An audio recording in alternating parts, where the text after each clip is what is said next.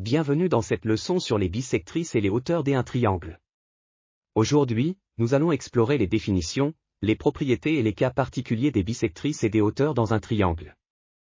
Commençons par la bisectrice. Une bisectrice d'un angle divise cet angle en deux angles adjacents de même mesure. Par exemple, la demi-droite OZ est la bisectrice de l'angle XOY.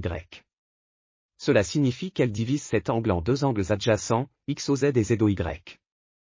Passons à une propriété essentielle. Si un point se situe sur la bisectrice d'un angle, il est à égale distance des côtés de cet angle. Par exemple, le point M appartient à la bisectrice de l'angle HH, donc la distance MH égale à la distance MH. Dans un triangle, une bisectrice est une ligne qui divise l'un de ses angles. De plus, les trois bisectrices d'un triangle se rencontrent en un seul point, C est le centre du cercle inscrit au triangle. Comme remarque, pour construire le centre du cercle inscrit, il suffit de tracer deux bisectrices de ce triangle.